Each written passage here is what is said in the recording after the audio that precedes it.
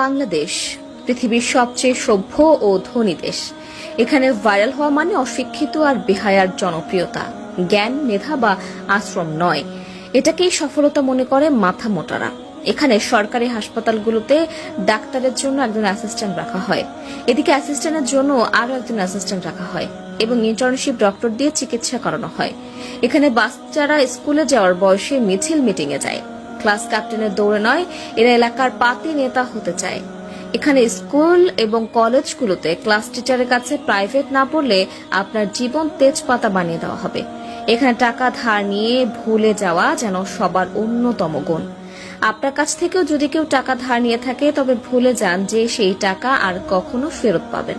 এখানে ছেলে মেয়ে একজন আরেকজনকে জানু, মানু, সোনা, জান এসব বলে তাদের যৌবন শেষ করে দেয়, আর বিয়ে করে 40 বছর পার হয়ে গেলে এখানে দুজন গরিব মিলে আরো 5 থেকে 7 জন গরিবের জন্ম দেয়।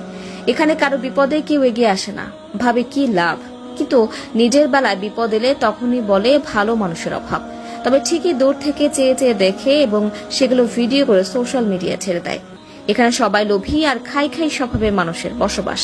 যাকেই বিশ্বাস করে সামনে এগোতে সাপোর্ট করবেন, দুদিন পর তার কাছ থেকেই পাবেন করাপশনের আওয়াজ।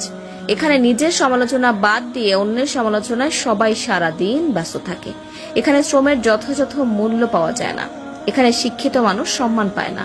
টাকা দিয়ে অসাধ্যকে সাধন করা যায় খুব সহজেই। মানুষ এক একজন নিজেকে ঈশ্বরচন্দ্র বিদ্যাসাগর মনে করে। ভিক্ষুকদের রমরমা ব্যবস্থা চলে।